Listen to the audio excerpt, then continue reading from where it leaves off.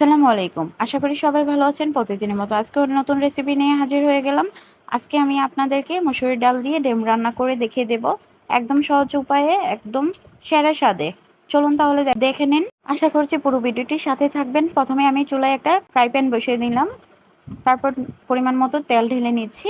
আমি ডিমটা আগে থেকে সিদ্ধ করে নিয়েছি। এখন আমি হলুদ, মরিচ আর স্বাদমতো লবণ দিয়ে মেখে ডিমটা ভেজে নিচ্ছি। তেলটা গরম করে নিচ্ছি ভালো করে। তেলটা গরম হয়ে আসার পর আমি ডিমগুলো দিয়ে দিচ্ছি।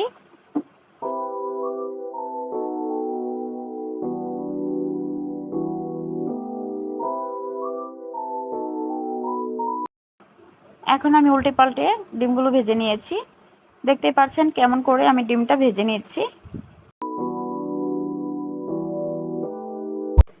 একদম সহজ উপায়ে দারুণ স্বাদে আমি আপনাদেরকে এই রেসিপিটা সহজ উপায়ে রান্না করে দেখিয়ে দেব।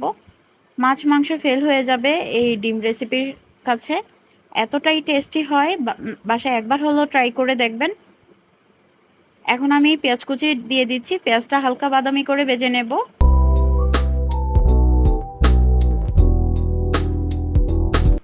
ভালো করে নেড়ে চেড়ে দিচ্ছি, দিয়ে ভালো করে ভেজে নিচ্ছি। এখন আমি দিয়ে দিচ্ছি হাফ চা চামচ জিরা বাটা, হাফ চা চামচ আদা বাটা দিয়ে মশলাগুলো ভালো করে ভেজে নিচ্ছি, যেন মশলা থেকে কাঁচা কাঁচা গন্ধটা না আসে। যারা রান্না করতে পারেন না তারাও এই সহজ রেসিপিটা একবার ট্রাই করে দেখবেন, সহজেই পেরে যাবেন।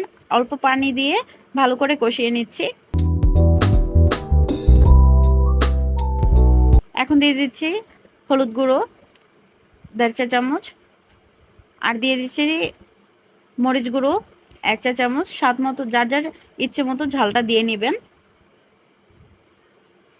আর দিয়ে দিচ্ছি 1 চা চামচ ধনিয়া গুঁড়ো, দিয়ে ভালো করে মশলাগুলো কষিয়ে নিচ্ছি। মশলা ভালো করে কষিয়ে নিলে রান্নার টেস্টটা বেড়ে যায়। অল্প পানি দিয়ে দিচ্ছি, এটা স্কিপ হয়ে গেছে। এখন দিয়ে দিচ্ছি গরম মশলা 3-4টা দারচিনি, 3টা এলাচ, 2টা লবঙ্গ আর তেজপাতা দিয়ে ভালো করে কষিয়ে নিচ্ছি। স্বাদ মতো লবণ দিয়ে দিচ্ছি, দিয়ে ভালো করে নেড়ে চেড়ে দিচ্ছি। মশলা ভালো করে কষিয়ে নিচ্ছি, ভালো করে দেখে নিচ্ছেন। এখন আমি দিয়ে দিব ধুয়ে রাখা ডালটা দিয়ে ভালো করে কষিয়ে নেব। একদম ইজি এই রান্নাটা, সেরা স্বাদে। বাসায় একবার হলেও ট্রাই করে দেখবেন।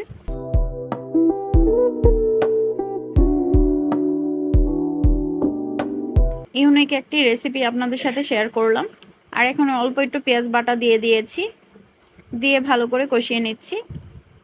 চাইলে স্কিপ করতে পারেন পেঁয়াজ বাটাটা। ডালটা ভালো করে কষিয়ে নিলাম।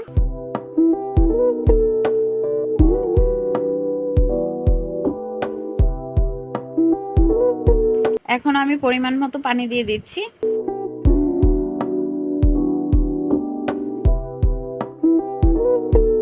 পানি দিয়ে 2-3 মিনিট ঢেকে রান্না করে নেব। আর এখন দিয়ে দিচ্ছি ডিম।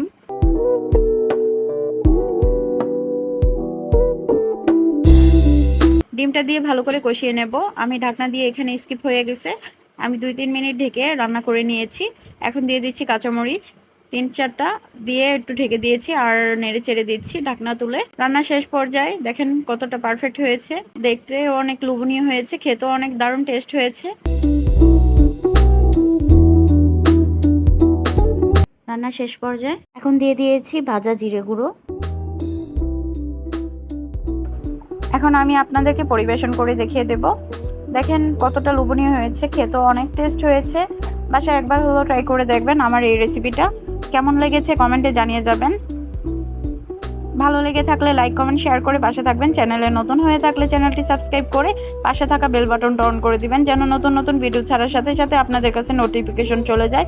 আর অলরেডি যারা চ্যানেলটা সাবস্ক্রাইব করে দিয়েছেন তাদেরকে অসংখ্য ধন্যবাদ। পুরো ভিডিওটির সাথে থাকার জন্য সবাইকে ধন্যবাদ। সবাই ভালো থাকবেন, সুস্থ থাকবেন। Thank you for watching. আল্লাহ হাফেজ।